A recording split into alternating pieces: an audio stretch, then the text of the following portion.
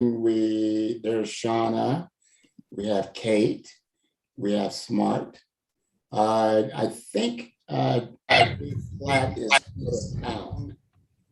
If my memory serves me correctly, I think he is not available tonight. No, Dave Platt is not. Okay. Here. All right. Sounds great. So Mike is still on the road, so we'll go ahead and get started. Welcome everybody. It's good to see some new faces that we haven't seen before, and this is an exciting night. We get to hear from some real wonderful young folks tonight, and that's always a good thing. So thank you guys for coming.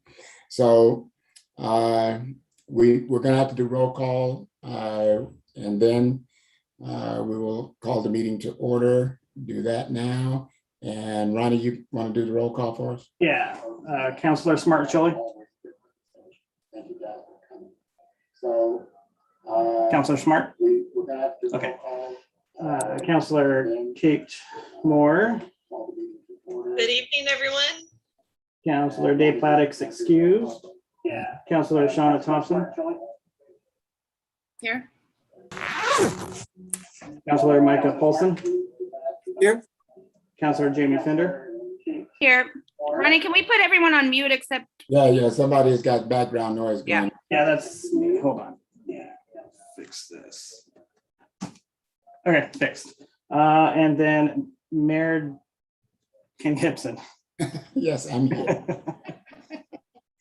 All right. Okay. Well, we'll go ahead and call the meeting to order. One of the other things that we also do is that we start our meetings with a moment of silence. A lot going on in the world. You know, the one thing that strikes me about this week, we lost one of our great leaders in Colin Powell this week. And, you know, talking about a man with integrity and who led this country in so many ways, he will be truly missed.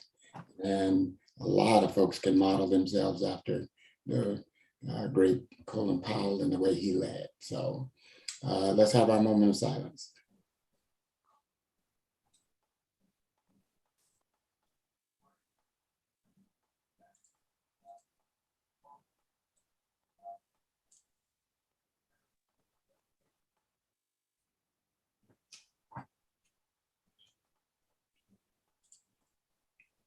Okay, thank you guys very much.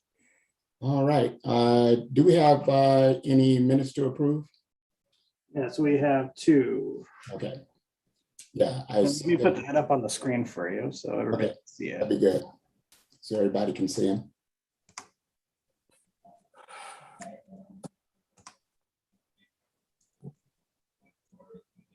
Okay, cool. And we do have September 15th, 2021 and December 16th, 2020. So Mayor, I move to approve both sets of minutes. okay. Do we I'll have a second? second. Okay, all in favor say aye. Aye. Aye. Okay. We got all that, Ronnie? Yep. Okay, sounds good. Okay, we'll move right into item number 3, which is an exciting presentation from a local Girl Scout. So Jamie, you want to do a formal introduction? Sure, I'd like to introduce Amanda Case with Troop 12805, and she will go ahead and introduce the speakers on behalf of the troop. Thank you. We appreciate that you guys found some time to put us in your meeting tonight. I am one of 3 troop leaders for Troop 12805. We have girls that are in 1st grade, 4th grade, and 5th grade in King City, Tigard, Tualatin, and Sherwood. So we have 14 girls in our troop. And so with us tonight, I have 3 of our juniors. So they are working on their community project. They're working towards their bronze award. And this year, the theme of Girl Scouts, the international theme was peace building. So they've built kind of off of that theme, and they've come up with a project that they wanted to involve King City in. So, and it involves the installation of peace bowls in our community. So, I've got 3. The first girl that I've got with me here is my daughter. This is Madison Case. And then also on this call, we have Felicity Peliquin. She is on here. And we also have Miss Shelby Deck as well. So all three of them are prepared to explain to you what the project is. And then they are prepared to answer some questions that I know that you guys have as well. So I'm going to turn it over to Madison here, and she is going to explain to you what a peace poll is. Okay. A peace poll is a poll that says, "May peace prevail" in up to 8 languages. We want people in our community to see and inspire them to act in ways that are kind and peaceful. A peace poll is 6 feet, and they are typically found in schools and community spaces. They started in 1975 in Japan. They are in 180 countries with over 200,000 polls worldwide. Wow. Wow. That is fantastic. Thank you.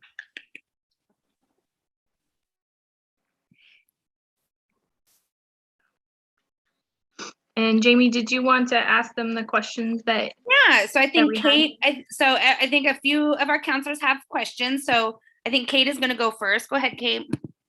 Hello, thank you so much for joining us this evening and preparing a presentation for us. I am so excited to learn more about peace polls. I'm wondering how we can help. How can King City help make this happen in our city? What do you need from us? We need help digging the hole, cementing in the ground, and assembling the pole. And we also need them to approve the location and let us use space for the pole. We would like approval of up to 3 poles, 1 installed at a location we picked out already, and possibly 2 more later on in other spots. Thank you so much. It sounds like you've really planned this out. I love it. And I think Shauna, you had a question. I do. Can you hear me okay? Yep. I'm just curious where you would like to see a pole and why would you like to see a pole in that location? We would like to put one in King City Park next to the small bridge. Our troop has bridged there several times, so we are all familiar with the location. It has a special meaning to our troop, and we think it's a beautiful spot. Sounds wonderful. And Amanda, can I just jump in real quick? And can you just explain what bridging means? Oh, yes. So, so when Girl Scouts go from one level, so there's multiple levels within Girl Scout organization. Most people are probably familiar with daisies. They wear the blue, and that's kindergarten, 1st grade. And then there's brownies, juniors, cadets, seniors, and ambassadors. So those are the different levels of Girl Scouts. So as girls transition, as they get older from one level to the next level, what they call the traditional ceremony is called bridging. And our troop in particular, our girls started when they were in kindergarten. So they've bridged twice now to different levels. And their ceremony has actually taken place on that bridge in King City. At the King City Park. Oh, that's wonderful. That's wonderful. Thank you for that impromptu question. I believe Micah has the next question. Yeah, was just curious to know what languages you would pick for the peace poll and why. We would pick English, Spanish, Chinese, and Vietnamese. Those are the 4 most common languages in our community. We can also look at additional languages if we do more polls. That is fantastic. And then Smart, I think you have our last question. Yes, thank you, Jamie. Great effort by you. We really are very proud of what you all do. I mean, you're leading the charge, you're carrying the flag, and you're leading all this effort. So we're very, very proud of you for what you do. Great job. So does the troop have any community group support already? And what is your long-term goal? The King City Community Foundation has shown support of our project and has said they would like to help raise money for additional polls and organize dedication ceremonies for people to come out and see the polls. We'd love to see lots of them in our communities and schools. Thank you for your time and consideration of our project. Thank you. Great job. And then I just wanted to add one more thing, because I know Shelby wanted to add into and comment on how the girls raised the money. Oh, I was going to ask that. Shelby, would you talk to us about how your fundraising efforts and what you guys have done? Yes, we have raised money by selling Girl Scout cookies, and we have been selling cookies at like different stores, so lots of people would buy them. Wow, good job. Good for you guys. Absolutely wonderful. Well, thank you guys so much. This is so exciting, and we look forward to this effort, and we will be there standing shoulder to shoulder with you to help you any way we can. Everybody on the council and staff, we're committed to helping you guys make this a reality. And I'm excited to know where those other locations are going to end up. Do you need any help from us to determine what those other locations might be, other than the one that you've already designated for the park? I think in talks of it, the girls were saying they were very open to the locations and would love to get feedback from the King City community and where they think they would like to see those, whether or not they're more in the original portion of the King City community, whether it be closer to City Hall, potentially in the expansion of King City, or even the Deer Creek School, because we do have multiple students that go to that school. So I think they're very open and would love to hear what King City would like to see. Okay, so Jamie, is that something that the foundation is going to take up? And I think so. So just so for transparency's sake, for anyone listening, right, in my capacity outside of City Council, I'm the president and founder of the King City Community Foundation. And so I think the ask tonight, from what I understand, is that the Girl Scout troop wants to install the first pole down at the park near the bridge. Mm-hmm. And the ask would be for Dave Runyon to physically install it, and then the city just donate the spot and actually have Dave, put the pole. They order the pole. Amanda, this is what I understand. The pole comes ordered, and then Dave would just have to install it.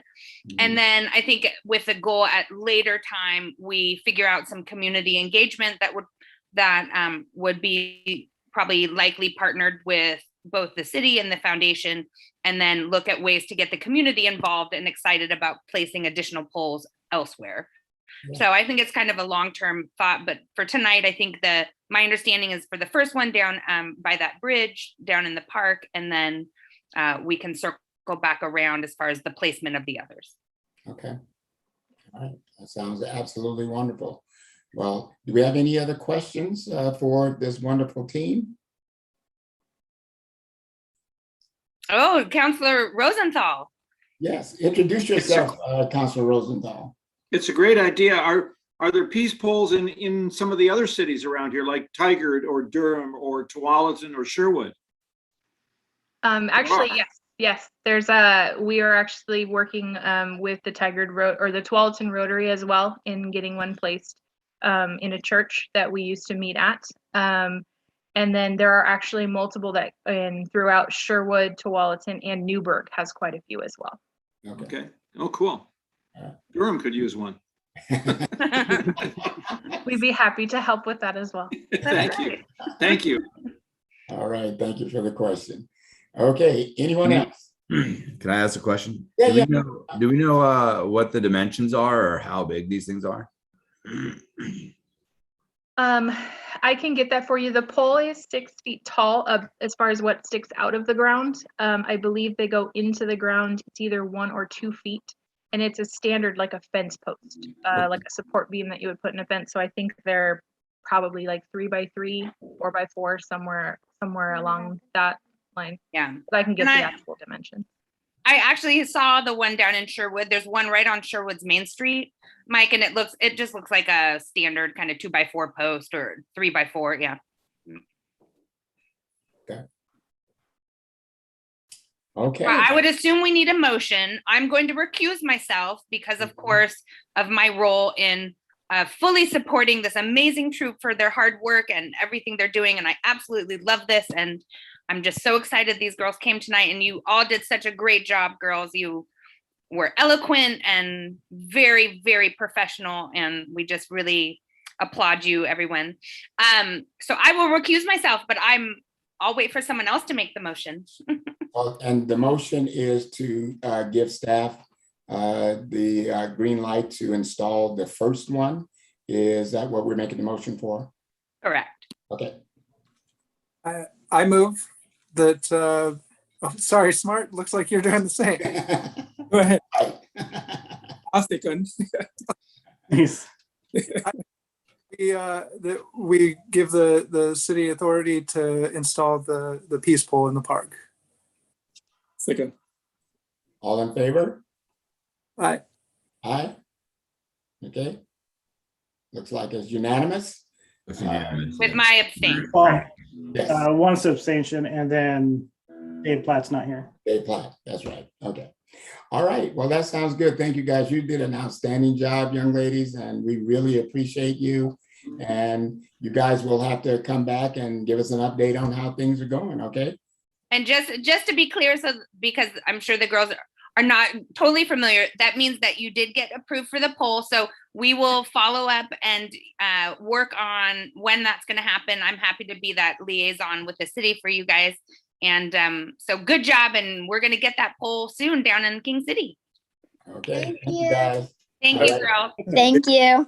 Thank you all. I appreciate it very much. Thank you. Okay. Thank you so much. Now, you guys are welcome to stay on if you want. You know, you don't have to leave, but Yeah, I will probably stay on, but I'm gonna go ahead and shut the camera off because you never know what'll get walk by. All right. clearly understood. Okay, thank you so much. Have a great evening. Okay, so next up we have three.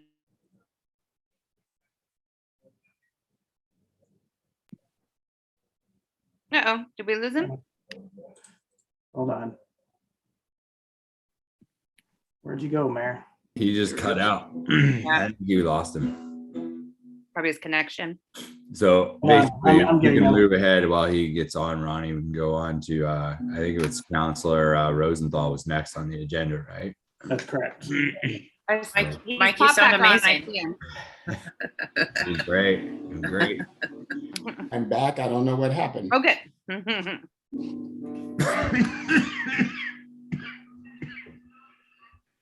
Thank you. Can we get up the slide deck?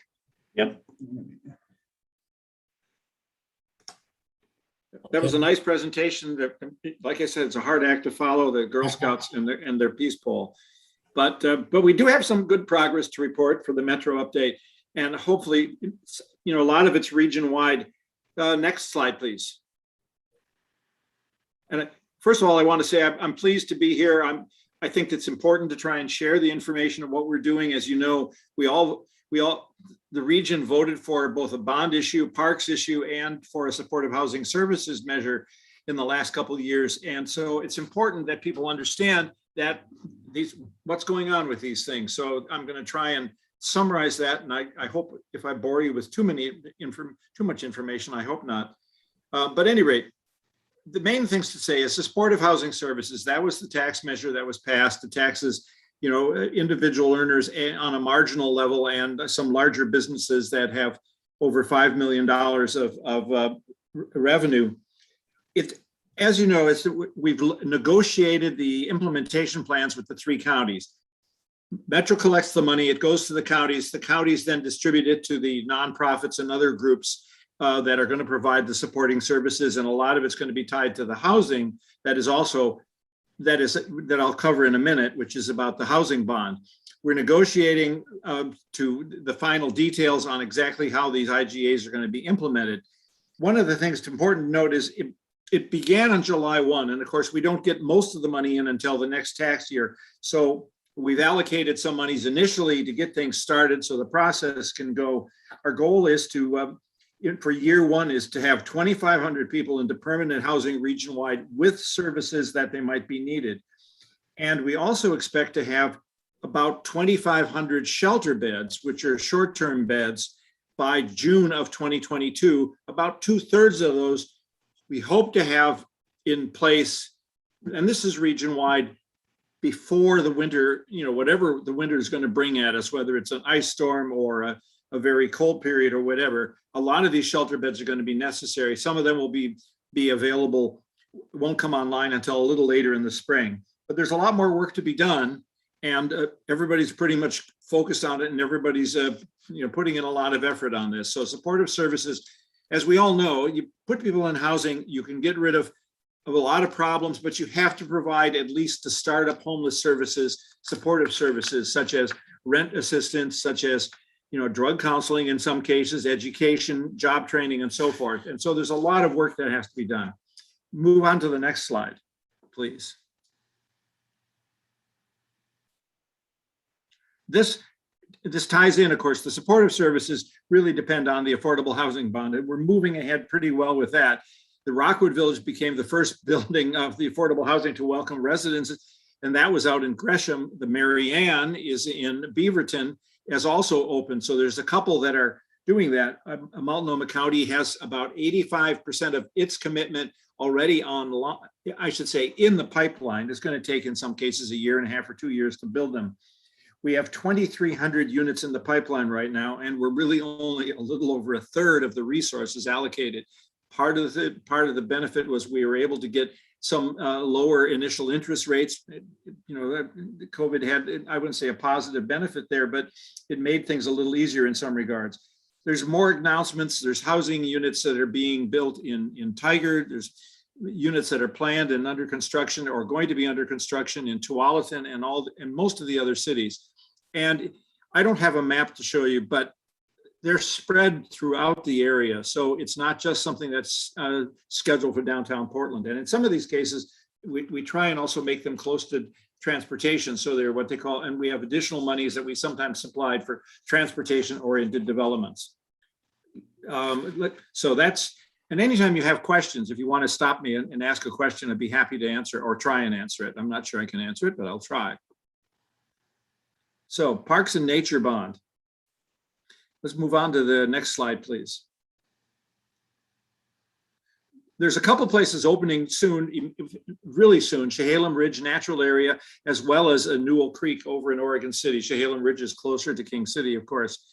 And a template for the local share for the intergovernmental agreements has been approved and should make it easier to move forward on priority projects. There's about $90 million in this kitty for projects that are going to improve things. One of the things to mention is there's a lot of things that can be done. And I was talking earlier with, who was I talking about, mentioning about the, the extension of the trails along the Willamette River. The money will go for things like natural areas of park or land acquisition, fish and wildlife habitat restoration, connectivity enhancements, development of public access and facilities of public parks and natural areas, design and construction of local or regional trails. That's where the Tonkin Ice Age and the Willamette and the Tualatin River Trail come in, and enhanced or new learning and environmental educational facilities. So, this was all part of the original $475 million bond. We've acquired a lot of properties, and we're working very hard on developing the parks. It's a very committed parks department. I mean, I can't claim my credit for doing much with it, but I have visited some of these parks, and I will in the next week and a half. I'll be visiting both the Chehalem Ridge as well as the Newell Creek before they've officially open. So there's a lot of progress there, but that said, it brings the next slide, please. We have all these lands and we have all this work that needs to be done. And the levy has been approved twice since 2013. And the council is looking at the need to potentially extend it, not increase it, but extend it. Because now that we have a lot of properties and we've purchased a bunch, I was recently out at the Heritage Pine property, which is just across from developable lands on the part of King City. We have to restore the habitat. We have to maintain the parks. We have to provide better access for improvements. We have to continue with nature education programs. So that's where we're going to have community grants, so the communities can then apply for monies and get allocations to do stuff where they want to be involved. So it's a complicated process, but there are monies available. But it is looking like, in order to continue this past its initial phase, and I just want to mention it, as you know, in rehabilitating parks, first of all, it takes a while to design. If you're designing facilities, it takes a while to design and implement and build those facilities. And as many of you may know, if you're trying to get rid of some of the invasive species, and I have personal experience with blackberries, it takes more than 1 year to get rid of blackberries. It's not something you just do and then you're done. It takes continual effort to restore the habitat so that we have a better habitat, better water quality, and better experience for the people visiting it. I mean, nobody likes a trail that gets overgrown with blackberries. It really just is not a lot of fun. And there's other weeds that we have to worry about that cause problems. So if you want to learn more, there is a website about the potential levy and the potential impacts. The current levy is at 9.6 cents per thousand of assessed value, and that would be the same. So it'd just be a continuation. We can go on to the next one.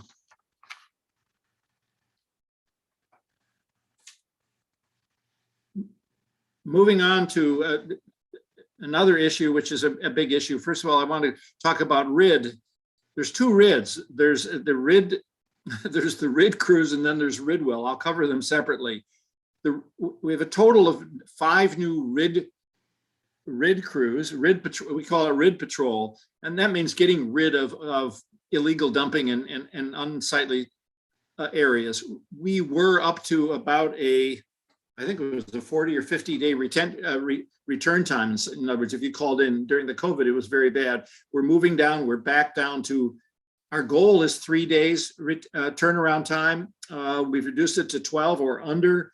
We've made about 300 or so cleanups since May 2021. So we have a bunch of crews. We're working with some nonprofits also and helping with their crews. These are cleaning up sites, as people know, and I've heard some people notice, particularly in some of the Portland areas, that there seems to be at least a start of an improvement in the amount of trash that's located on highways and stuff. There's still a lot to do.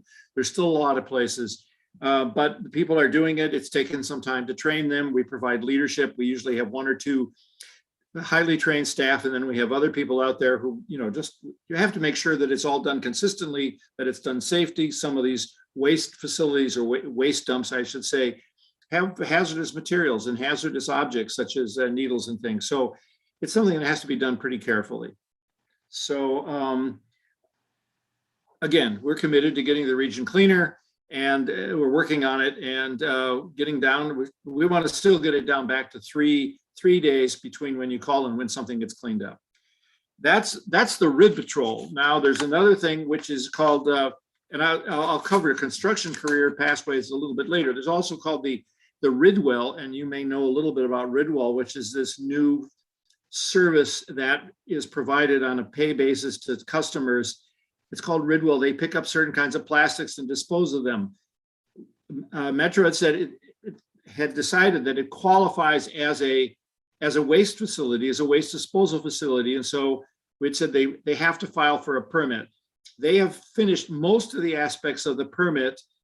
There is an aspect, they haven't finished their final application to the Department of Environmental Quality, and they have until the 15th of November to do that, I believe. We will be opening up a public comment. We have received all of their materials, and so we're going to be opening up, Metro's going to be opening up a 30-day review for their permit application. There won't be any action taken, of course, until after the DEQ reviews and comes back with their judgment, but there will be a period for public involvement if anybody wants to comment on that. I'm not sure that it's a big issue in the King City area. It certainly is in Tigard and some of the other cities in the region. And it's also an issue with the existing haulers, whether you're Republic or Pride or Waste Management. Let's see if there's something here that I missed. So that's RIDwell. It's in process. I can provide a link if you need to, if somebody wants to comment on the process between November 1st and November 30th. So let's move on to the last one, which is construction career pathways. This is a big deal. One of the things that we've gotten, both I think Portland State as well as Portland Community College to sign on to this is basically, we want people to be able to, when they take some of these construction jobs for things that we're doing, such as an upgrade to Blue Lake Park, we want them to be on a work track that they want to be on, which improves their skills and improves their potential for higher earnings, more training, more skills, and step up. It's not a dead end job just for construction. It focuses on the recruitment and retention of women and people of color into particularly skilled labors that have historically been occupied by, basically the minority, I would say, or the majority, the white dominant a group that has dominated labor unions and construction trades. So we're trying to grow that, and we've gotten a lot of buy-in. We've applied it. Portland Community College has signed on, as it notes on the slide. The Blue Lake project became the first one that we used for the project in our region, and of course, any new projects that we're going to be doing in terms of, to the extent that Metro has the control over it for highway construction, transportation, and so forth. Those are going to be also going to come under this career construction pathway. It's called CCP. So that's I think in the long run, that's going to change the way business is done. There's going to be special provisions so that there's a better provision for contractors who don't represent large firms, who represent small startup firms and so forth, have more opportunities. And so basically to spread the wealth of all these construction dollars. So with that, I think that's covering a lot of stuff. If there's any questions on that or transportation or any of those issues, I'd be happy to answer them. Yeah. Darren, I just have one quick question. I love what you guys are doing with the construction career path. Have you guys reached out to school boards and folks to try to encourage some conversation about this at the high school level so that some kids may choose to have that kind of career path coming out of high school? Have you reached out to school districts to try to get some conversation going along those lines? Well, I have to say, I don't know the answer to that. It's a good idea. That's a little further into the details than I have gotten so far. But it's an excellent suggestion, and I will follow up on it. Okay, I'd appreciate that, because I think those are the kinds of things we need to do for high schoolers who, may not have a desire or the ability, I won't say even ability, but have made a decision that a four-year school or college is the thing for them at that time. And, it would be a wonderful thing knowing the shortages that we have. And I just need to encourage those of us who can to try to plant those seeds for high schoolers as well. I agree with you. I mean, there's a lot of the young students make the decision that they want to go into some sort of whether it's construction or some other technical trade at that level. And I think we need to make them realize that there are options available. I think the earlier we do that, the better it is. Okay. All right. Appreciate it. I will follow up on that. Okay. Any other questions or concerns? Ideas, thoughts? I know that I don't remember when it was, but the Ridwell for that recycling operation, seems like someone made a recommendation that someone from Ridwell come and speak to us in King City. Ronnie, do you remember this? I do remember it, but I have to go through my email chain to figure it out. Yeah, I don't remember where that conversation came from, but there was some conversation surrounding the possibility of them doing a presentation to us to see what kind of opportunities there might be for King City residents with this whole process, if there's any interest. Well, I mean, they're currently operating in several cities, and I think the understanding is that they're not expanding until they get a permit, until they get permit approval. Understood. It's also been said that some of the waste haulers said they might be able to offer some similar services, but I have not seen a specific proposal on that. Okay, all right. Okay, any other questions? I have one other thing that I should mention. We're going through, as you know, we've been redistricted from the congressional level and the state level for our House and Representatives. Metro is also undergoing a redistricting process, and we technically have until December 16th, but we have to finish it by December 7th. Mhm. This is not probably going to affect King City in any way, shape, or form, but the largest district growing is the district north of this district, which is from TV Highway North, which is the Helvetia and the North Beaverton and parts of Hillsborough. Mhm. That grew faster than some other districts. So there will be some boundary adjustments, but I don't know exactly. There will be a public comment period, or two public comment periods on that. One is on the process, and the second one will be on the initial proposals for the proposed redistricted confines. Again, I can't give you much more information because the committee to do that, it involves three of the counselors who are going to work on it, and Counselor Craddock, Counselor Gonzalez, and Counselor Lewis, I believe.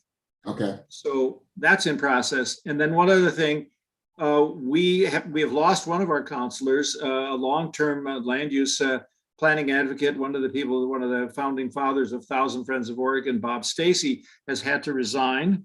Mhm. Which I think I mentioned to the WCCC. Yes, you did. And so there will be a person appointed in his position, but there will be an election there'll be a primary and then an election next November to fill the position, but the appointment will last about a year. Okay. All right. All right. That sounds wonderful, Garrett. That was a great presentation. Really appreciate it. It was very informative.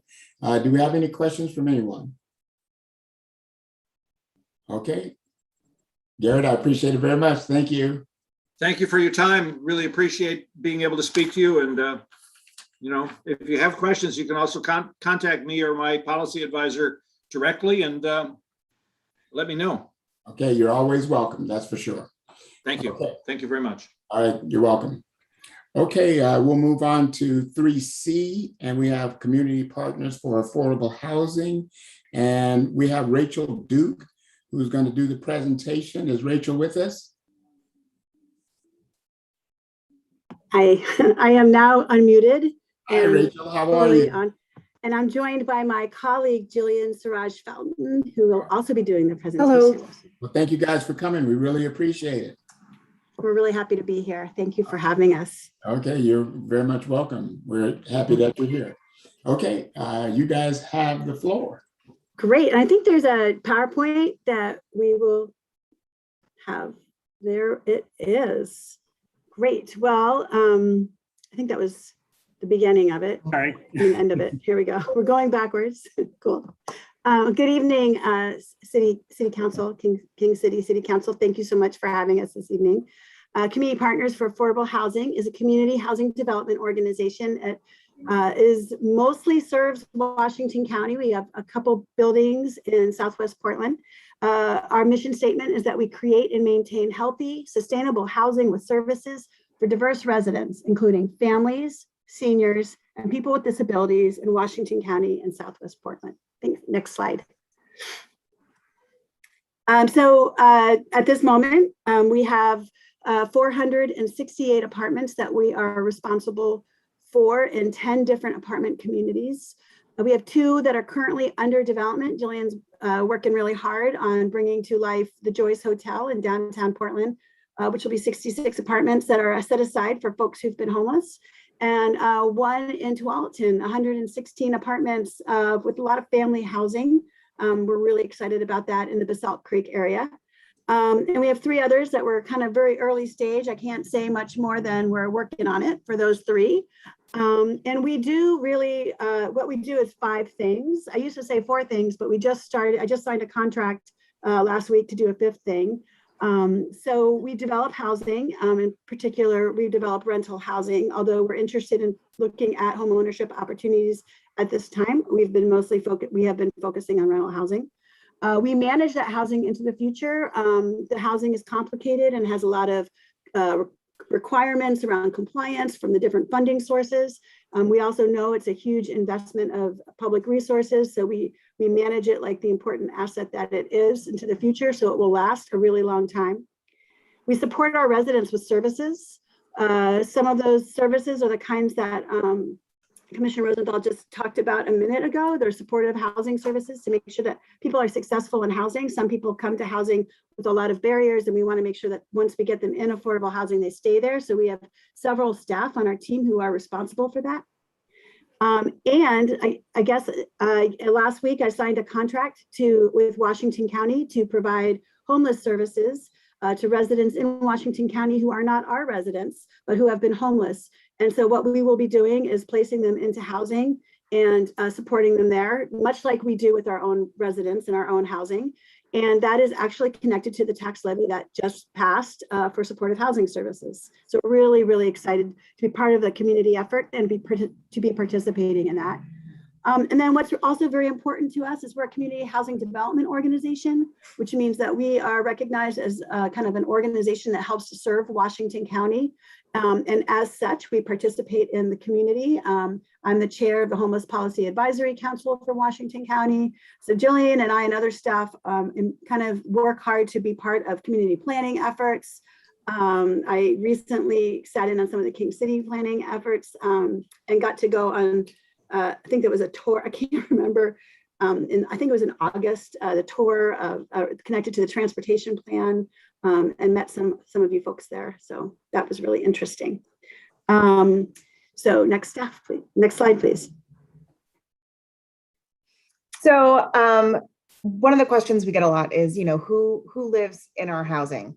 And HUD defines affordable as 30% of your gross income or less goes towards housing. So if you think about your paycheck, your gross monthly paycheck before taxes, approximately a third of that is what the Department of Housing and Urban Development says is a reasonable amount for you to pay for housing without being burdened. That generally means that there are people who are paying more than that. There are quite a few in Washington County who pay up to 50% of their gross wages or gross income are going just to provide their housing. We talk about rent subsidies and where they're at in terms of area median income. So 30% of area median income is about $18,000 a year for a household of one. So that is more than someone who, say, was collecting a senior who's collecting Social Security. They would fall into that group. 23,000, 24,000 for a household of three. That's about a full-time barista, cashier at Fred Meyer. A lot of what we now talk about as frontline jobs that really kind of keep everything moving fall into that category. And that's considered extremely low income. Low income is 60% or less of area median income. So about $37,000 for one person, about $47,000 for a household of three. That household of three, that could be a public school teacher in their first several years. That could be that could be two families working a full-time job, two adults working full-time jobs as baristas or other frontline jobs. In the studies that are coming out right now, but the jobs that have the largest growth, that are seeing the biggest challenge with hiring workers, it is almost all of these frontline type jobs that usually fall into these categories of 60% or below of area median income. One thing that helps the labor force is having housing near where people work. Reducing how much travel somebody has to do to get to their job makes it easier to find folks to hire. So that's, we're hearing a lot about the labor crisis right now, and that certainly not having housing near where people want to work or where jobs are available is part of the problem. Next slide, please. So what makes affordable housing different than housing that's not considered affordable? Well, as Jillian just described, it's definitely focused on folks who have less money. And in fact, the rent doesn't go up with the market. So the rent is set and it's regulated. It may go up to address certain cost increases around water or sewer or the other lights, the other kinds of things that happen. But in general, the rent is relatively stable and is not market driven. Each building is complicated and has apartments have multiple funding sources. I think the first project Jillian and I worked on, Jillian, it was like 15 different funding sources coming into that project, which means that each of those funding sources, everyone has compliance regulations, things that we have to pay attention to. It frequently comes up, and some of those rules are 60 or more years. So like, for example, we have a lease from Beaverton for one of our more recent projects called the Barcelona. It's a 99-year lease on the piece of land, but there's a compliance aspect to that as well. So everything has this kind of long-term compliance view. Frequently it comes with goals that are not about housing, but that are about other kinds of things like green building, equity, being in high opportunity areas, all kinds of goals that we're trying to achieve based on community priorities and funding priorities. Often they come with services. So when we think about how to operate that housing, we make sure that there's resources set aside to provide some services, although we do quite a bit of fundraising as an organization so that we can provide services as well. And affordable housing includes both rental and home ownership opportunities. So, you know, it's really the span of what is available to folks who don't need affordable housing. I think there is some housing in our community that we call unregulated affordable housing, meaning right now it's actually pretty affordable for people who live there, but market forces will eventually drive it up and people will be displaced if that somehow those rents are not preserved and maintained as affordable rents. Next slide, please. So this is just a little bit about SEPA. These are our 10 apartment communities. Of these, we started with Greenberg Oaks, which is in the bottom corner there. And that was an acquisition and one of the first properties that SEPA acquired along with Metzger Park and Spencer House. And then we went on to actually start building from the ground up. So all of the remaining projects, Olson Woods is a family property in Tigard. The Knoll is a senior property in Tigard. The Barcelona is a 1-bedroom housing community in Beaverton. Red Rock Creek, we just completed and leased up this year. That is another 1-bedroom. Cedar Grove has family housing and a little mini pocket park. But all of the housing is we try and design and fit for both what is typical for the neighborhood so that it fits in the community, that it looks beautiful, and that it sometimes, you know, in the case of Red Rock Creek, you know, we work a lot with the natural landscape and bring those tones into our design. So just a little bit about our portfolio, our 468 units, not 600 yet, 468. Next slide. So as I mentioned, we also provide resident services. So these are voluntary services, and we don't require people to accept services to live in our housing, and they're available to people who are our residents. They range from just enhancements, like we have community nights in our senior buildings. We'll have bingo. We've been doing a lot of virtual bingo. We got tablets for our seniors so they could stay connected to each other. We were able to pay for that from a grant from Care Oregon, and we just got a grant, woohoo, today. I'm not sure I can fully announce it, but from Care Oregon. So it's not public yet, but we have some of our residents really have a hard time, especially our seniors, with housekeeping, and they don't really qualify for assistance, but they're just not able to keep up their homes, and that becomes a life, health, and safety issue. And so we do have some resources now that we can use to help our residents with that. For folks who really struggled this year with rent, we were able to reach out to all of our residents who were unable to pay rent this year and connect them to rent assistance. And we were successful with all but 7 households in our whole portfolio.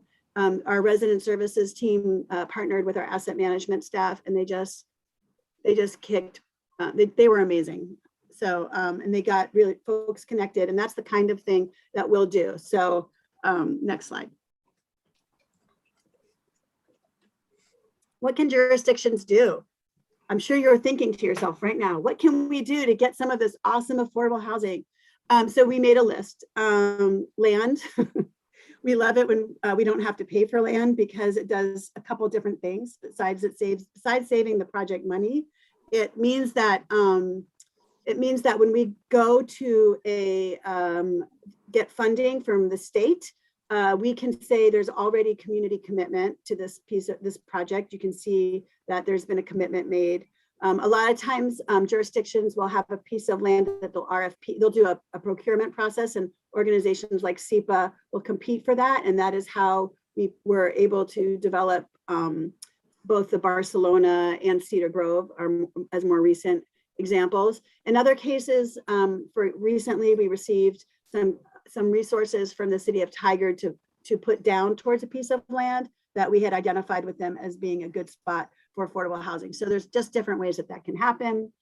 Zoning, making sure that you have places that are zoned for multifamily, that there's potentially bonus densities, that you have a view towards parking, especially, for example, our senior buildings, the seniors in our housing, especially our very low income housing. There's not as many cars there because not as many people have cars. So we don't have one-to-one parking requirement at those buildings that we had to meet. And that really helped make it more affordable. Supporting projects, even if there's opposition. So we call that YIMBY instead of NIMBY. City of Tigard recently adopted system development change waivers. And then also just like making sure the processes are working, that you have set up for all developers. And I know that King City's been working on some plans and development. So just, it's just basically city infrastructure. And then inclusive zoning, which does kind of create some opportunities for affordable housing when other kinds of housing are being built. Next slide, please. I'm so proud of these, I put them in. These are our two most recent award-winning projects, I should say, actually. So the Cedar Grove is an apartment community in Cedar Mill neighborhood of Beaverton. It's on a quite busy corner and about a half a mile away from the high school I graduated from, which is Sunset High School. So it felt really good and special to be able to bring something back to the community that I grew up in. And Red Rock Creek is in Tigard on 68th, and it's a 48 one-bedroom apartments. And that is also in partnership with New Narratives, formerly Luchtdorf. They are providing mental health services, and that is in conjunction with some funding from the Oregon Health Authority. So that's kind of a new little, you've talked a lot, I think, and you've heard a lot about permanent supportive housing. And this is an example of a project that has permanent supportive housing integrated into the rest of the community. So it's not 100% permanent supportive housing, but there are individuals who are receiving mental health services from either New Narratives or other providers. And we support those providers and coordinate with them by allocating one of our resident services coordinators half-time at both of these properties. Cedar Grove has large bedroom sizes, 3 bedrooms and 2-bedroom units for families. And that's been really successful. It also has a little, like I mentioned before, a little mini pocket park. So in collaboration with Tualatin Hills Parks and Recreation District, we actually built and sold to them a pocket park. And poverty can be very isolating. So anytime we have the opportunity to bring the community to the housing and bring the housing into the community, we jump at that chance. And so this was a natural and great partnership, and was the first time that the Parks District had ever done this before, our first time doing it. That it's beautiful and it's worked out quite well. Next slide, please. That's it. That's it. Next, any questions? Again, great presentation and such a worthy cause. Now, I'd like to ask a question regarding how you acquire land to be able to do this. Unfortunately, King City doesn't have any land that we can sell to you to build like this. But, I'm just thinking, say, for instance, there's a lot on 99 where a bicycle shop exists today, and it is currently on the market. Are you guys actively looking for land to purchase where you can ultimately do something like that? That would be basically the only opportunity I could see for building something like this in King City. So talk to me a little bit about how that part of it works. Yeah, I can take that question. Okay. So having what we refer to as site control is the first step in any project. There's no way to put together or get funding for a project if you don't have the land to build it on. So we are always looking to acquire parcels that are buildable, that are the appropriate size to make it work, that have the correct zoning. It's the struggle with land acquisition just out of pocket is we are rarely do funding sources come through quickly. Right. You have an application process and it's a competitive process, and it really is a seller's market right now. And there's not a lot of sellers, a few that we've worked with that are willing to kind of go through that process with us and wait, 6, 9, 12 months to close. So having funds available to be able to, snatch up opportunities when they come is really critical for us to continue doing the work that we do. And one of the ways, as Rachel mentioned in our presentation, that we are able to do that is when cities pre-commit, we can help you to the tune of $400,000, $500,000, $50,000, whatever it is. This is what we commit when you find a property, bring it to us. And those are funds that we can commit. And those can be either general funds from, in the case of the Metro bond, it's general obligation bond dollars, or tax increment financing from an urban renewal area. All of those are ways to acquire land. Another way is when the city or a city subsidiary, like a parks district or a water district or what have you, has excess land, one way that you can really help develop affordable housing in your community is to create a policy where you prioritize any excess land for affordable housing, that you make sure that it's out there first to see if you can put affordable housing on it before it goes into the open market for sale. So that's another way that land acquisition can work. And then the third way is when jurisdictions actually purchase the land themselves and then run their own RFP process to select a developer. Okay. All right.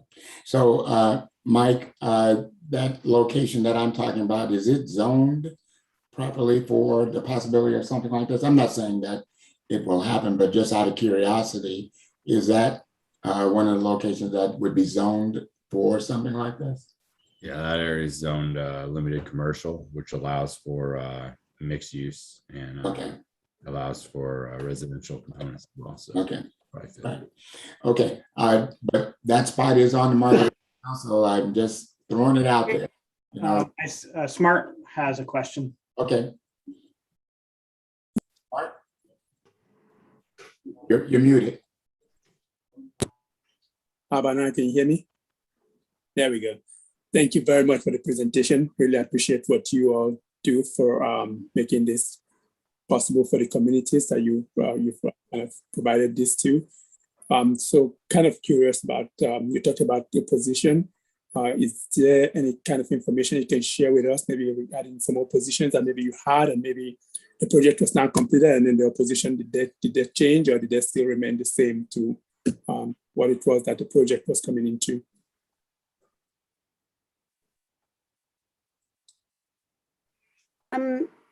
So you're talking about, I'm sorry.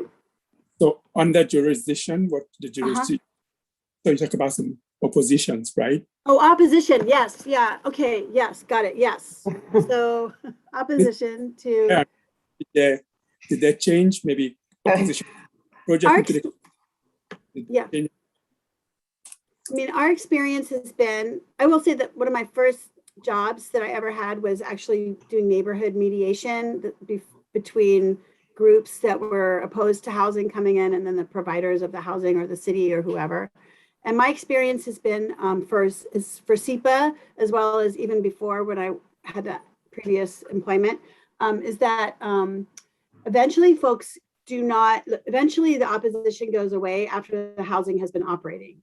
A lot of times people have concerns that are not founded in what they have concerns about things that they think could happen or that might happen, but are not likely to happen. For example, people are worried that their property values will go down. I can guarantee that there's not anyone living near one of our buildings who had their property values go down because of our buildings. Our buildings are assets to the community.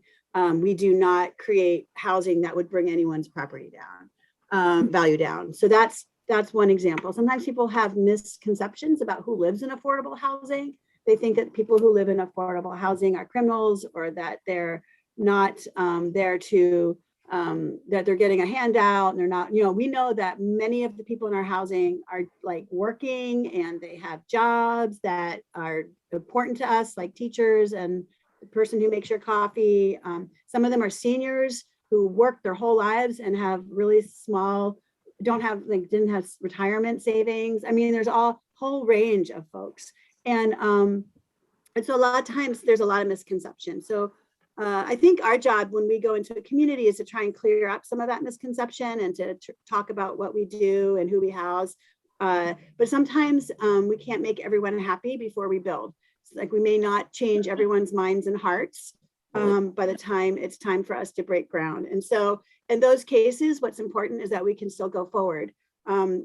We need to, we'll be their neighbors for a really long time.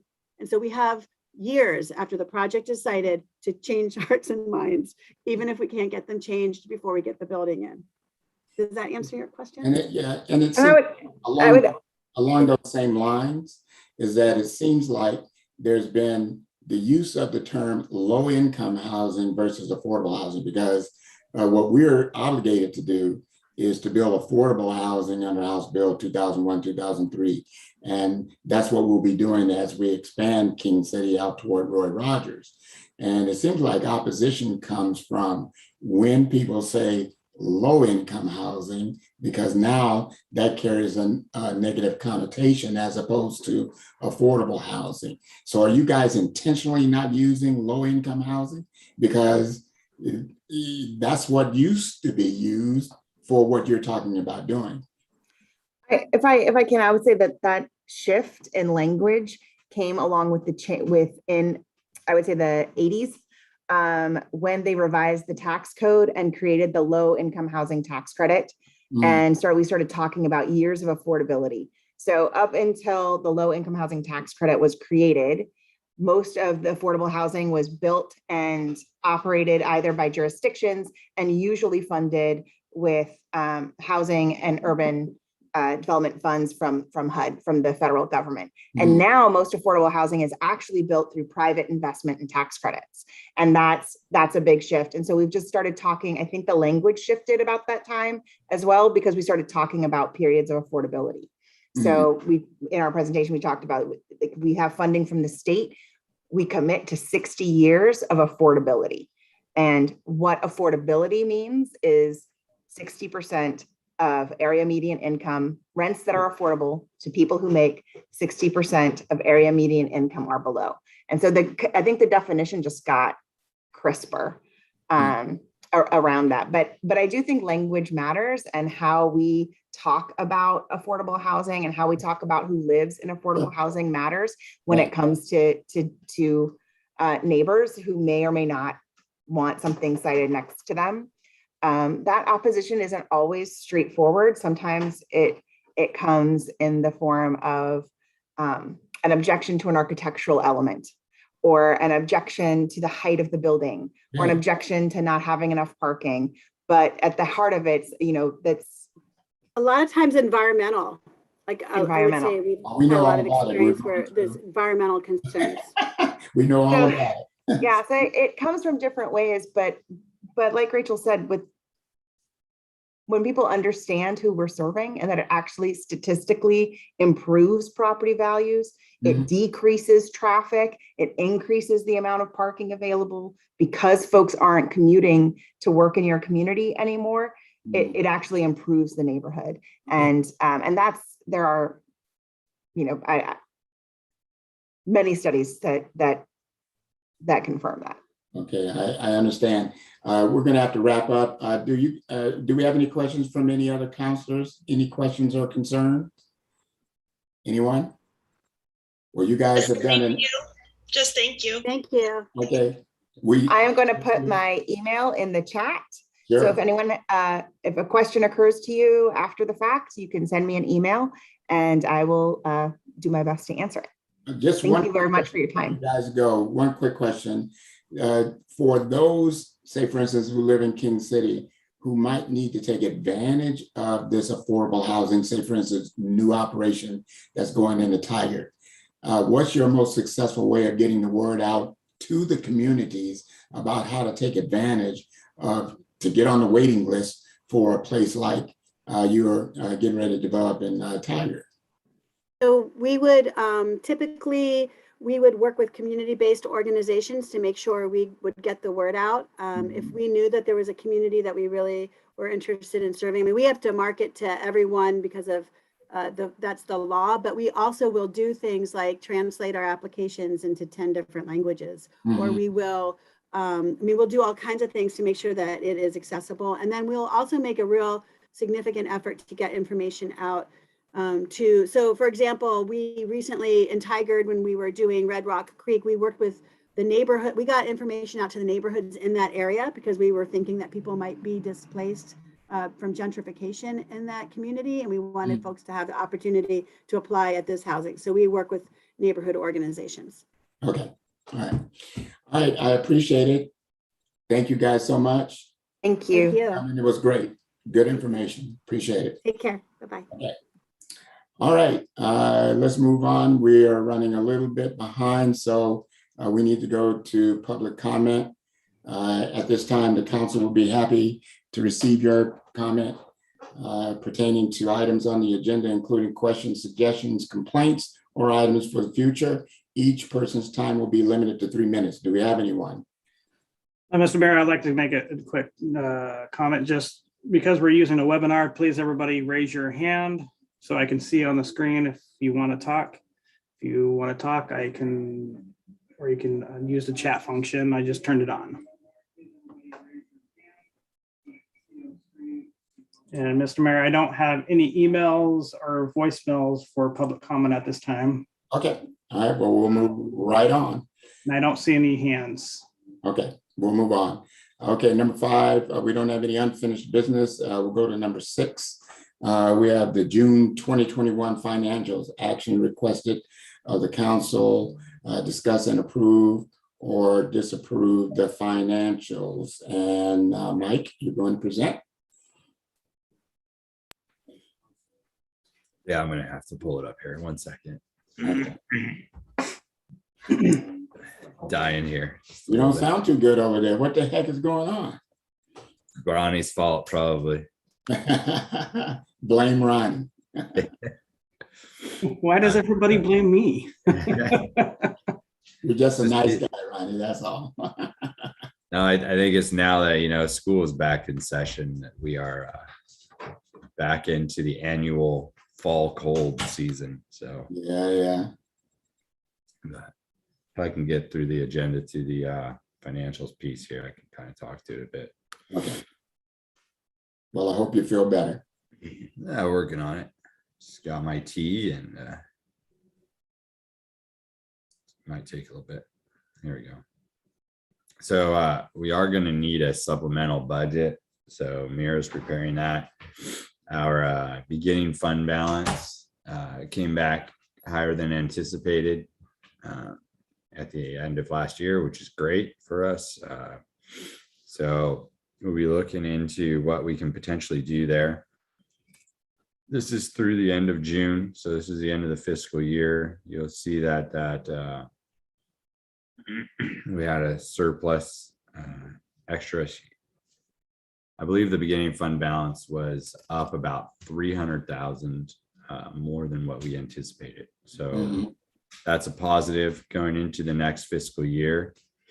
I would caution you, however, with the passing of the latest marijuana bill, we're going to lose a large portion of that revenue that got us to where we're at.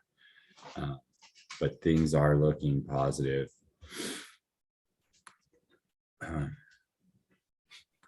I'm now at the financial page, but as you can see, some of the revenues that we did budget were less. Some of the revenues that we budgeted were more. We made a lot in passports, way more than what we anticipated, and almost 200% more on that front alone. Other things were the, and I'm trying to find it on this sheet so I can It's probably under miscellaneous for the OLCC.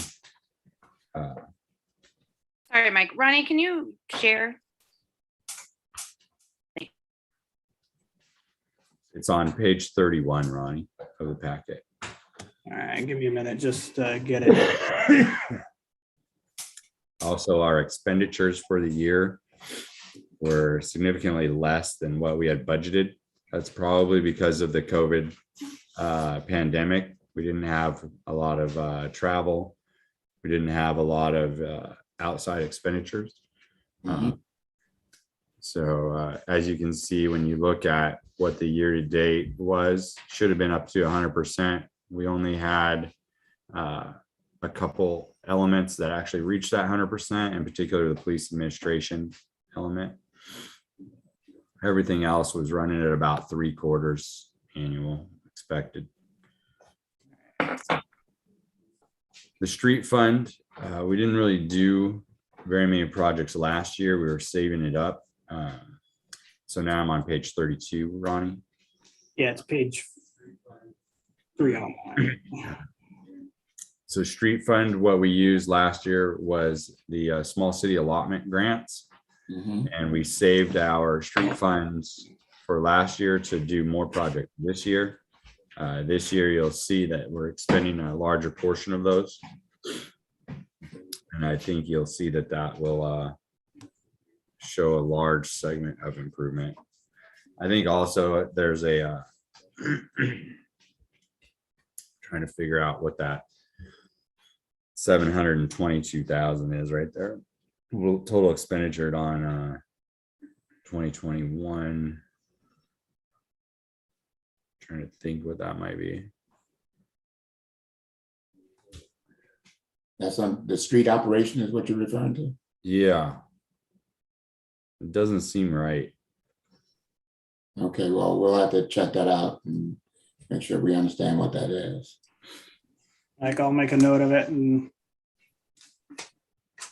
Unless it's the TDT funds that went out for 131st Street 2 years after the fact, but that doesn't seem right. Right.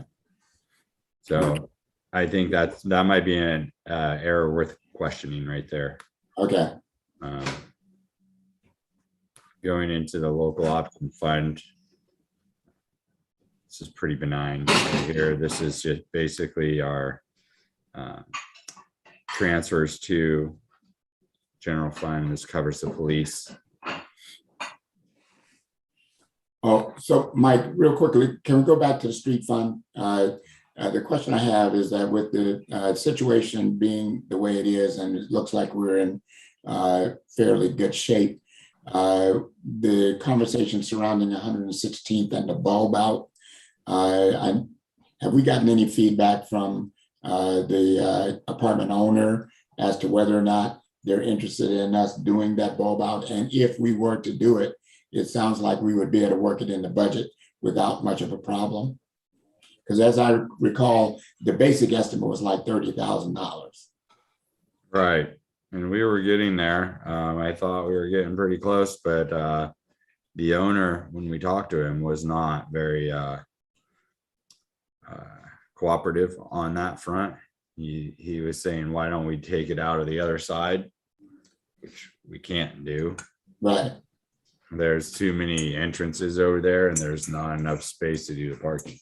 Right. Well, I think we can still work on this front. I think we just need to maybe have a face-to-face meeting with the guy that was saying this. But the initial response was not good. He basically rejected our offer of paying for these extra parking spots and put it in the additional parking, and because he didn't want to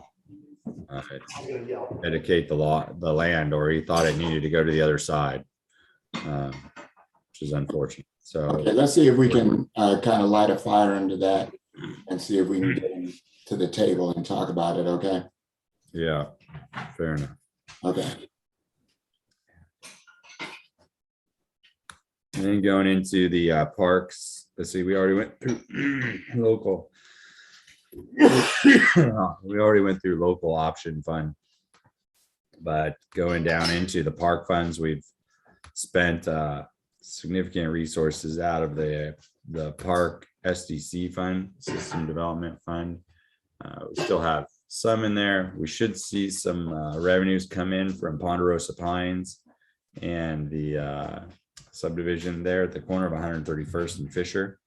But this is what we have left for projects at the park. This is a depleting fund. Essentially, it doesn't really renew once we're at full build out. It's pretty much done in. So regarding the corner of 131st and Fisher Road, have we had any more input from the developers there? Yeah, I think Ronnie can correct me if I'm wrong, but they just submitted their stuff just the other day, and we're authorized to go ahead and move forward. Yeah, so we're just waiting for a couple of things. Clean Water Services to do the final approval, and their bonds to come through, and then they'll get their development permit. Okay, so are they given, is there any kind of timeline when they would hope to start construction over there? They were hoping to start this summer, but summer has come and passed, so probably next year sometime. Yeah, but they were saying they might even start through the wet season, even though it's the wet season. That's true, they did. Right. It's going to be interesting to see how that plays out, but yeah, I mean, because typically, the labor cost is a little bit, they have more labor available to them during the winter than they do during the summer, so that might be an advantage to start when it's cold and wet. Okay. So the next one is the TDT fund. So right now we've got about $1.2 million in the TDT fund sitting there. Reserved for future projects. This will continue to grow. This fund is citywide, so any sort of development, any sort of construction projects feed the TDT fund. So this is ongoing, and it's also any project that we have on this has to be approved through the Washington County WCCC, the Washington County Coordinating Committee.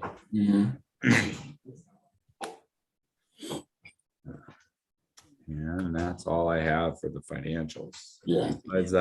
Besides the one question I would have on the street fund, on where that 700,000 came from.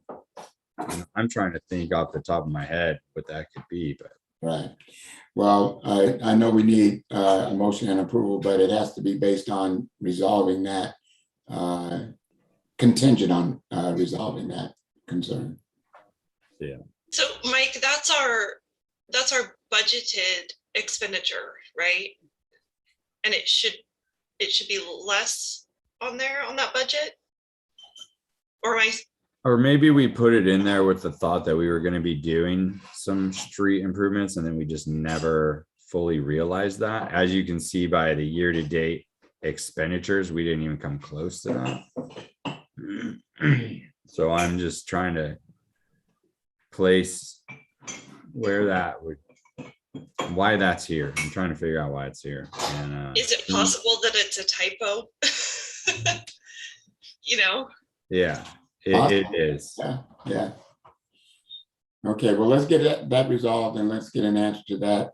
And the motion to approve will be contingent upon getting an answer to that. All right. So we need a motion with a recommendation of approval contingent upon resolving this $722,000 accrual basis budget that we had in here. Or do we need to wait so that we can look at the corrected budget? I would table it until next month. Yeah. So I move to table this until our next meeting. Yeah. Okay, I'm fine. And that was Kate, right? That motioned. Motion to table. Do we have a second? I seconded. All right, and all in favor say aye. Aye. Aye. We have 5. Okay. All right, cool. All right, thank you, guys. All right, let's see, what do we have next? I got way past my agenda here, so let's see. Okay, where is it? Okay. I think next is counselor assignments. Okay. Look, we have some very important things. I really want to make sure we get through the resolution for the ARPA. And unless this is a burning issue, is this just something that is the updated, or do we have to have discussion surrounding this particular item? We can table this until next month. This is just assigning HOA or counselors to HOA meetings. Yeah. And I thought we had done that. I thought we had. did. We did, but now we have a full list of all the HOAs. Okay. Okay. So Is that something that needs to be done in a council meeting? Why don't you can just email it to us and we can review it. Mike, is that something that they can do through email, or does it have to be motioned? As long as it's not an assignment. I mean, if it's an assignment, I think the council needs to vote on it, or at least have open dialogue on who's assigned to what. Okay. Because I thought we basically already agreed. I thought we did that too before, and I thought everyone already has their assignments. Yeah, everybody has their assignments, but the HOAs was never finished because we didn't have a full list of all the HOAs. Okay. Here's what I would propose. Ronnie, email us the list. Let's just, if there's any coming up in the next month, we can just have people volunteer, and then we'll table the actual assignments for the next one. Okay, sounds good. All right, thank you. Good idea. Okay, let's move on. I move to table this till the next meeting. Second? Second. Okay, thanks. Okay, all in favor? Aye. Aye. Okay, cool. Okay, let's move on to the resolution regarding the ARPA. Mike? Smart, did you have a question? Oh. Have your hand? Oh, okay. We were just voting. All right, so King City is eligible to receive about $900,000 and change. It's about $989,000 in American Rescue Plan Act funds. In this, there's 4 eligible uses that you can read for yourself in Exhibit A. King City is considered a non-entitlement entity because we are a smaller city. So we have 2 dispersals, each one of about $489,000. So this resolution establishes the means in which we allocate those funds and establishes the ARPA fund for our budget. We'll need to come back to you next month and establish a budget line item for each of these. But this resolution basically authorizes us to go forth, get the grant committee going for businesses within King City. It allows us to open negotiations with Clean Water Services to extend the recycled water line, which is a project that Clean Water Services utilizes in their refining or cleaning of the effluent. And then they have water that they need to get back out, use surface infiltration to kind of cool that water back down before it gets back into the stream. And that's referred to as the purple line, right? That's correct. That's correct. So the things that were allowable under ARPA have become pretty far-fetched. It started out as just 4 items. So you could do broadband, water, sewer, or premium pay. You could replace lost revenue, or you could help local businesses that employed eligible employees. So there were 4 things. You can see those on, I can scroll down here. If everyone has the resolution in front of them. And it's pretty self-explanatory. But then it got really convoluted. There was a lot of stuff that came out afterwards. And so it's House Resolution 1319. And our section starts at 603 subsection C, which I've brought over here and put into this document on page 47, it would appear. Yes, yeah, page 46, sorry, C, it says use of funds, and then you can see A, B, C, and D are the 4 identified uses of those funds. And we are using A, B, and D, I think. We're actually using all of them, A, B, C, and D. Okay. To justify the 4 allocations that we've set aside. So with that, I'm happy to answer any questions that you might have. I've run this by our legal counsel, Mr. Watts. We've both read the interim final rule. We've read the House resolution, and everything that we're talking about seems to coincide with what's in here. There are some findings. If we do any allocations for anyone making over the median income in the state of Oregon, we have to make a finding for why, how, and what they were doing. So that'll be important as we look at the grants.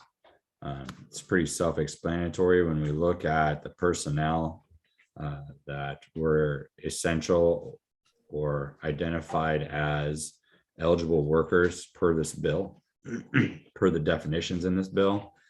It's those that were on the front line and critical to the continuity of the operation.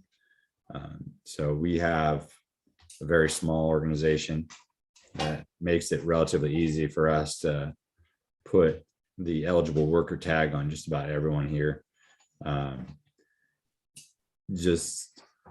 with the exception, as an administrator, I'm not on this. So I'd be looking to basically pay this out to our employees, but I just feel like as administrator, I should not be in this, just to avoid any conflict of interest. So that's basically what we are proposing. We're proposing to establish a grant committee that will review applications from eligible employers throughout the city that can submit a grant application to the city. And we can have a small committee that would review those applications and dole out a grant to be passed on to their eligible employees that were working the front lines or considered eligible worker per this definition. Okay. All the language is in the resolution. I'm happy to take any questions or make amendments as you desire. So have we thought about any kind of timeline when we would want to start a grant program? I mean, are we targeting a certain time frame to be able to do this? Well, we have until 2024 to get this knocked out. Okay. So we have plenty of time. There's really no mad rush, but the sooner we can get going on the grant program and getting it established and getting the committees set up and getting the application going and getting it out to the public, I think the better off we are going to be, and the better off we're going to be at getting these funds in the hands of people who really need it. Okay. And of course, that timeline is the first priority is the premium pay for staff. That's the first priority in this. Is that correct? That's a component of this. Yes, it's retro pay for time served. Hazard pay, yeah. Yeah, it's like I think of it kind of like hazardous duty pay. Like if you were in the military and you were serving in a war zone or something like that, or you were on the front lines of a pandemic, you would get hazardous duty pay. Okay, it's the same as that. The key part of this, once we approve this resolution, that gives us the green light to go ahead and say the first thing we want to do is our premium pay for staff. This is the document that gives us the ability to start that process. Yeah, this would authorize basically the mayor and I to issue the checks to the staff for their hours worked. And we put in here an amount not to exceed $10 an hour. Right. The maximum was $13 an hour. But we don't have, we're a small agency, but you can use that money up pretty fast. So we maxed it out at $10 an hour for an amount not to exceed the 25,000. It's taxed money. No part of it can go to any sort of pension or retirement fund. It has to fall in line with the act itself or the House resolution in accordance with the House resolution and the interim final rule, which are all documented and listed within this document as exhibits and findings. And just for the benefit of the council, you know, there was a lot of work that had to go into trying to get an answer to the taxation of these funds. And it wasn't easy to find. And so Mike put a lot of energy into trying to get an answer to that, to make sure that we knew how or whether or not these funds were in fact, whether we are obligated to tax them upfront. Yeah, we are. It's considered pay. Right. So that answer was pretty clear from the Department of Resources that if it's doled out to eligible workers, employees, it's treated as payroll. Right. So we're treating it as payroll. And Is it classified as bonus pay or something like that? Like I would hate for people to show what they made in 2021 and then, you know, have adverse effects in a way. It just is what it is at this point, right? yeah, it's just pay. Okay. It's just going to be actual salary pay with regular taxes taken out. The problem that we see is that our software system gets a little complicated and tries to tax it as just tries to tax it as like a lump sum payout or something like that. And then so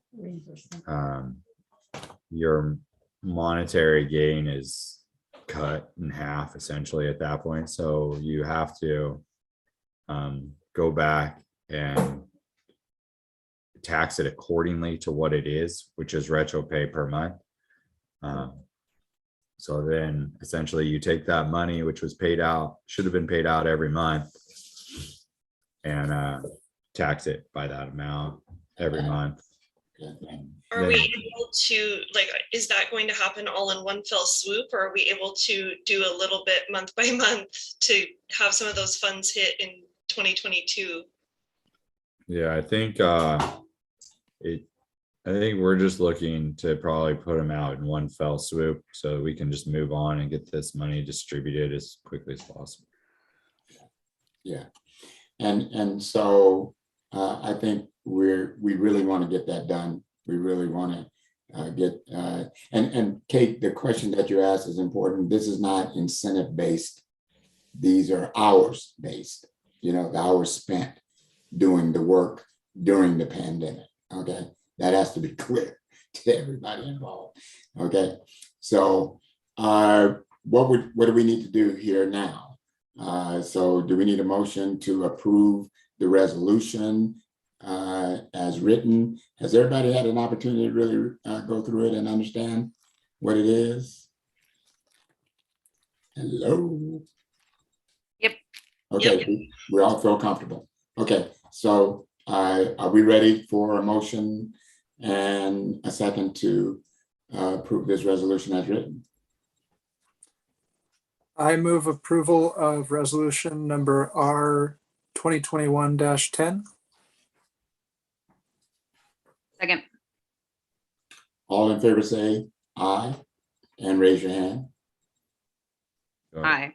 And I raise my hand. 5. Okay. We got 5 in favor. Okay. So approved. All right. Okay, cool.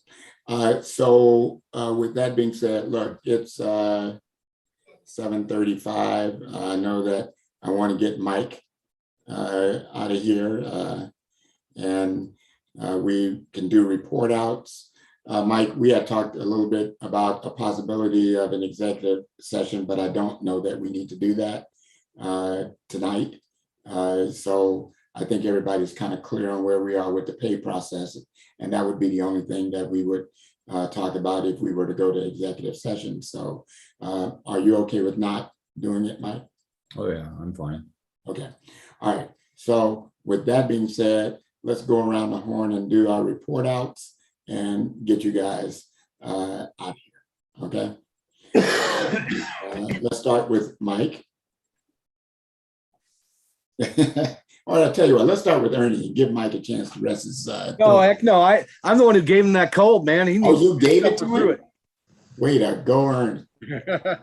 That's what happens sometimes. But I'll make this real short. So we're getting closer to being staffed closer to normal. Officer Dean back from his military obligation. So started back this week. So thank goodness for that. So we can fill some hours and get some people kind of let them take a breath.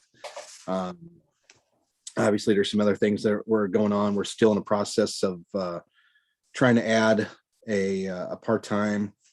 We're not sure if that's going to work yet or not. And so there'll be more to follow on that in the coming weeks.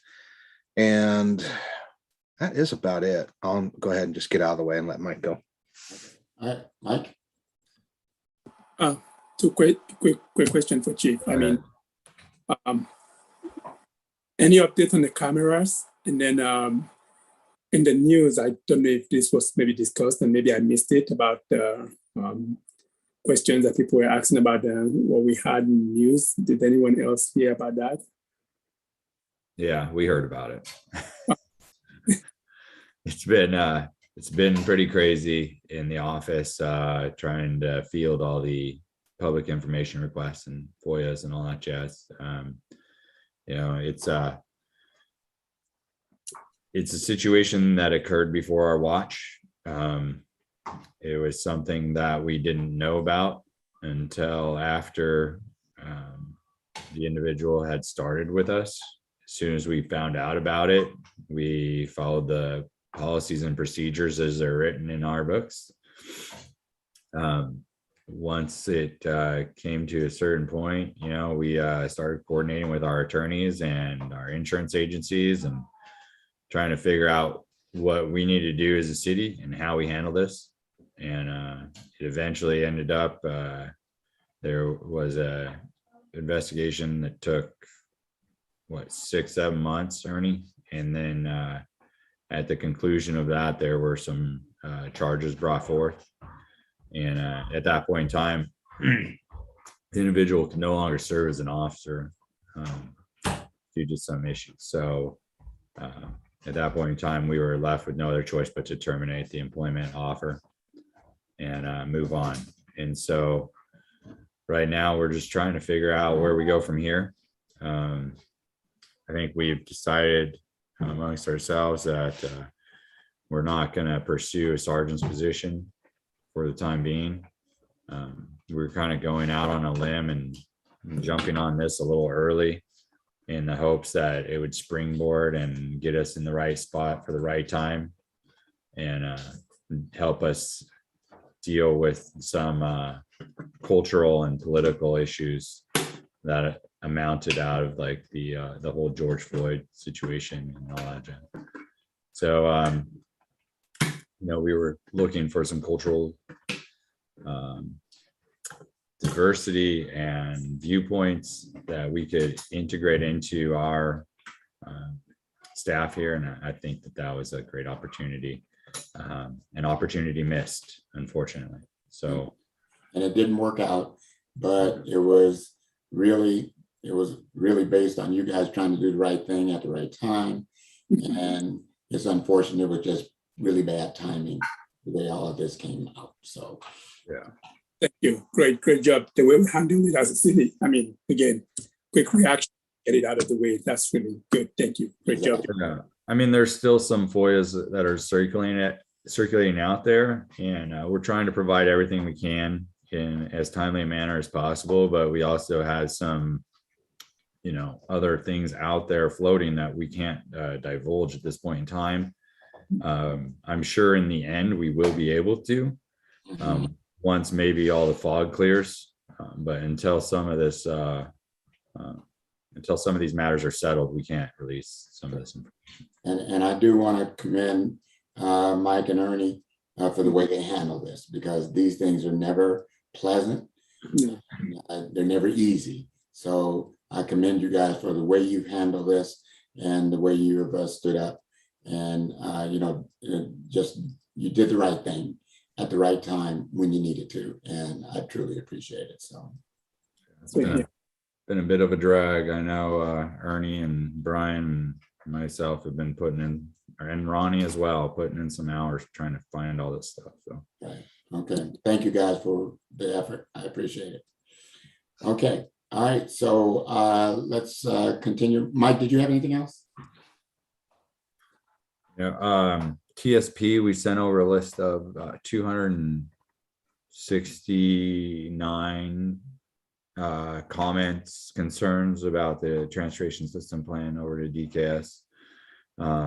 Just trying to get that stuff finalized and out. My guess is that we should have a pretty solid rough draft by the end of November, and be able to start looking at that. We were awarded an additional $130,000 from Metro to look at the east-west connection scope, or for the scope of the additional work for the east-west connection look, if you will. So that, now that we have that, we'll start moving that forward. We're still waiting on some final verbiage from Metro on some of that, but we are working on it. The other element, and I passed this on in an email to everyone, Washington County is trying to spearhead a coordinated ARPA effort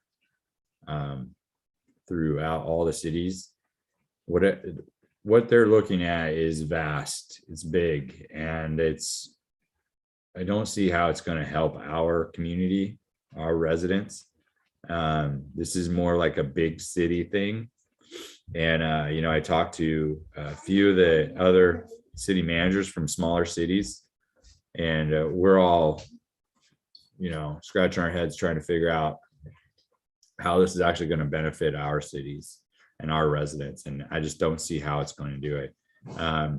So I applaud the council on taking the action on the ARPA funds that you've done tonight. That'll give us some solid guidance moving forward and try to get this American Rescue Plan Act funds into the hands of those that work throughout this pandemic and deserve a little help here and there to get them through.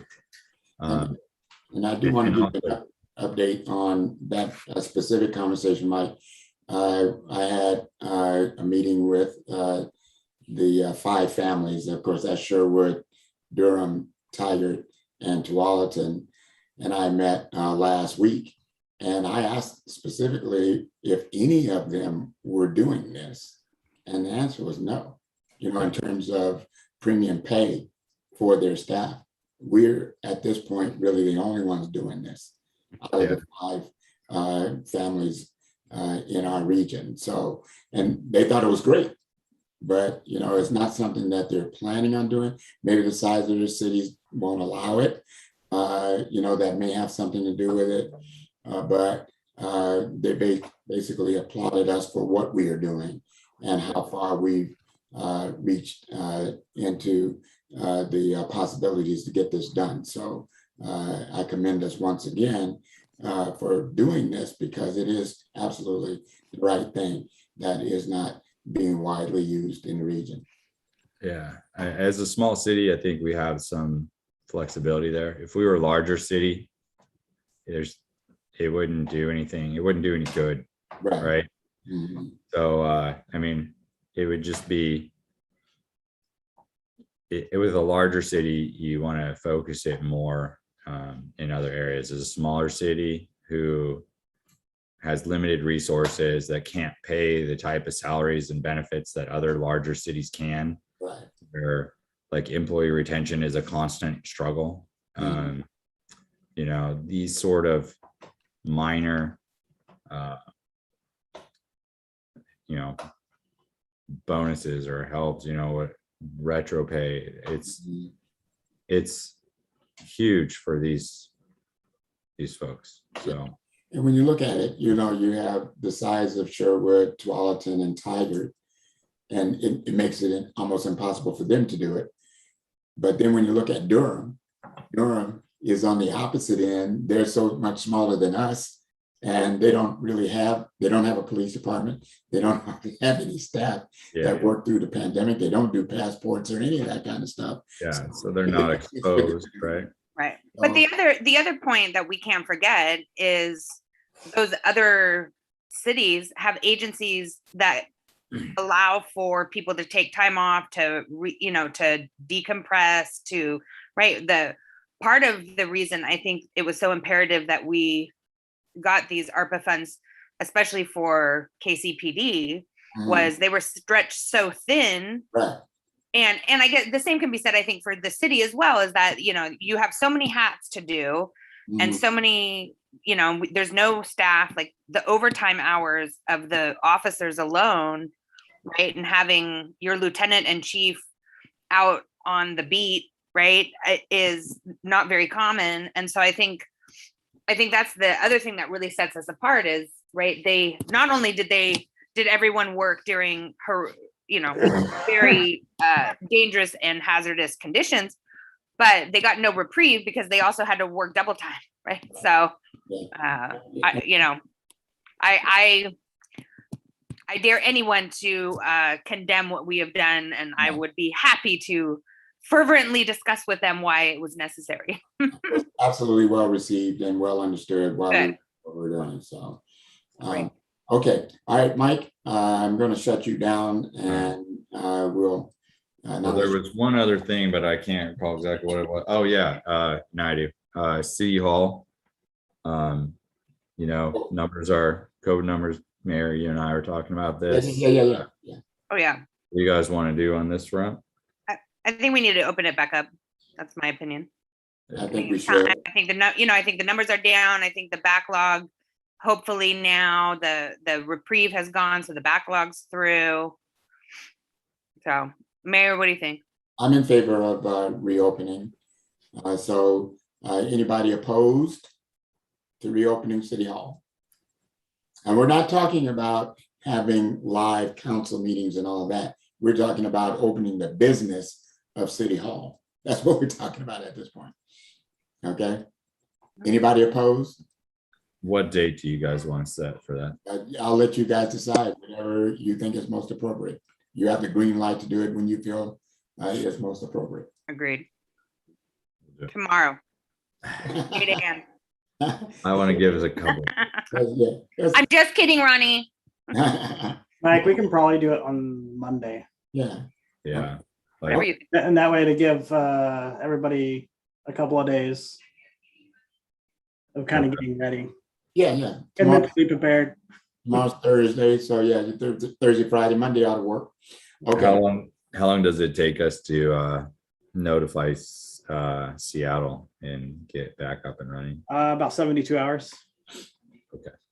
All right. Sounds good. Okay. Smart, do you have anything? No, nothing. I just have the water advisory board met, but I was shut out of the meeting. I was texting and saying, "Hey, someone let me into the meeting." Oh no. So they were apologizing at the end. They were like, "Oh, we don't know how we missed your knock on the door to let you in." So, and then they sent the link for the recording, and then I'm not able to listen to the recording. So, Mike, I'm hoping if there's anything urgent or important, maybe they send it to you. I have not seen anything. So I'm just waiting on Sue to respond back. I replied back to her to say, "Hey, can you send me maybe if there's anything for our city?" So nothing yet. I'm still expecting that. And then I went to the Edgewater HOA, and the meeting went well. Told them about who would like to participate in the meetings and if they have anything. to let us know that we can bring back to this council. And if we have anything from the council, I always bring it back to them. But everything just went well with the meeting, just talked mostly about the sidewalks and issues and who's responsible for what and things like that. But the meeting went great. Okay. That's all. All right, thank you, Smart. That's good. Thank you for going. Okay, Kate.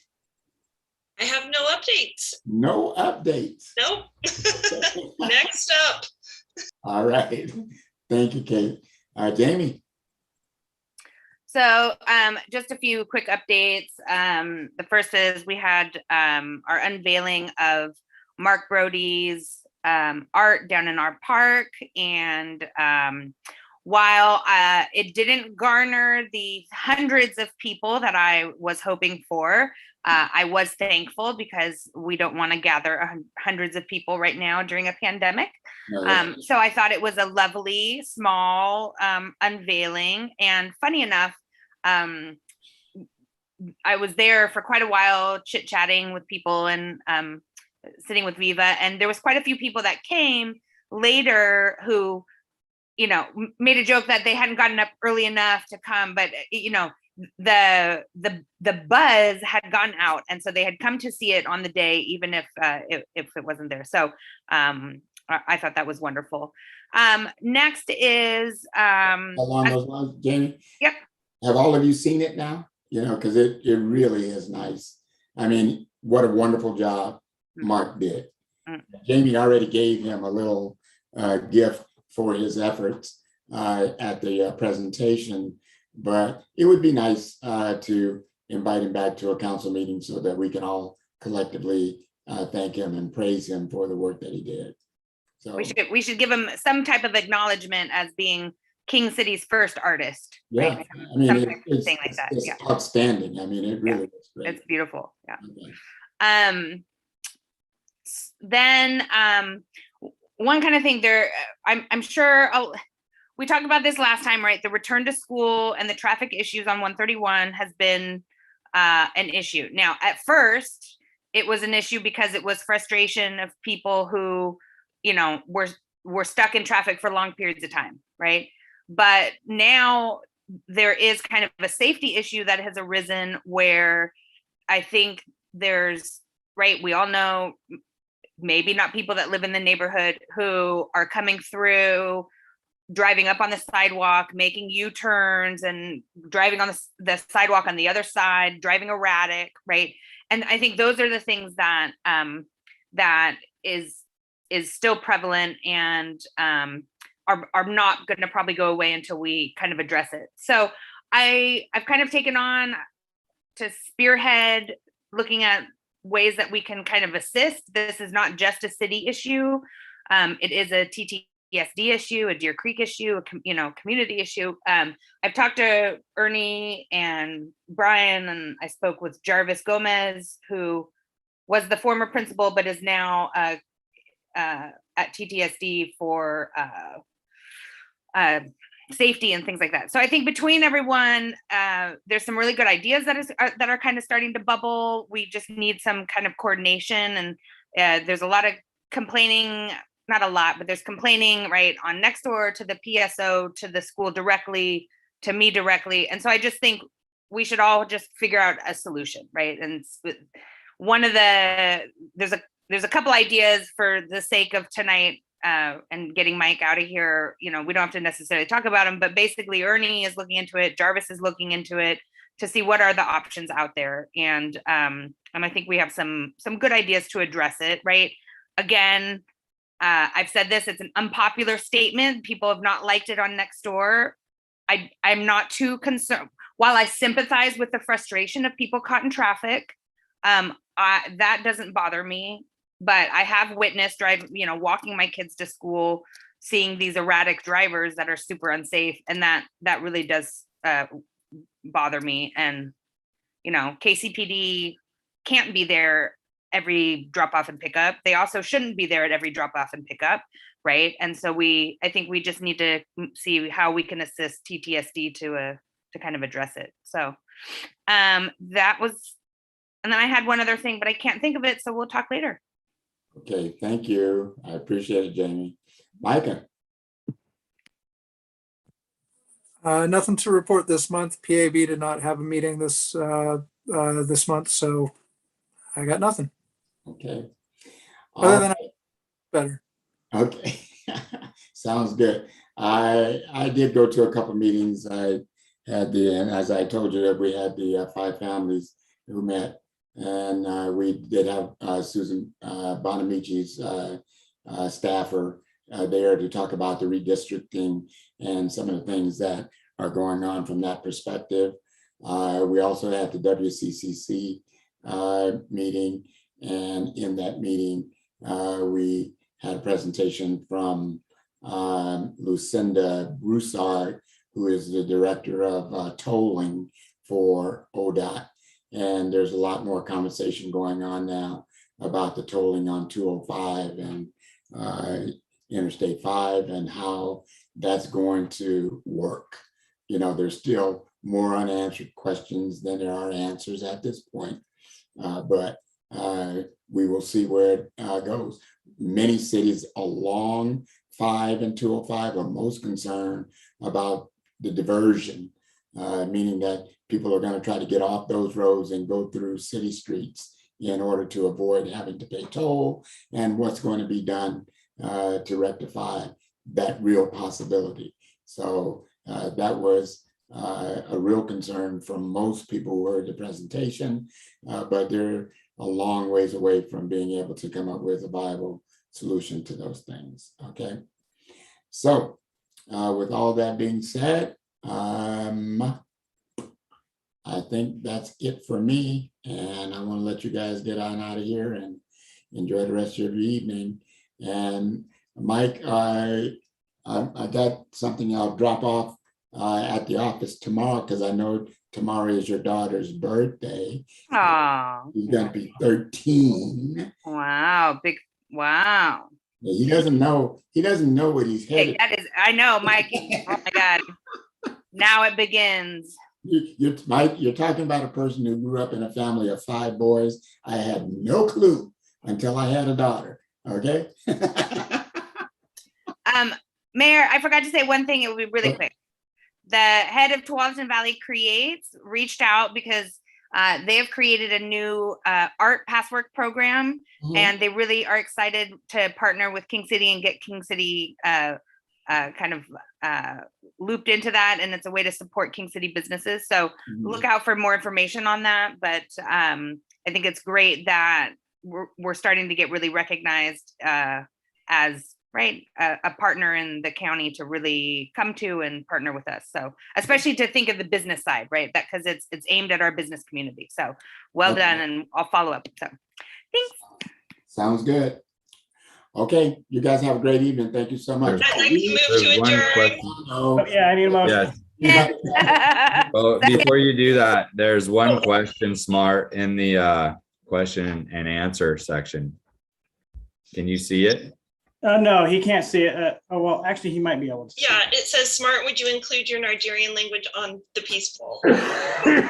Oh, so I can kind of answer that, Viva.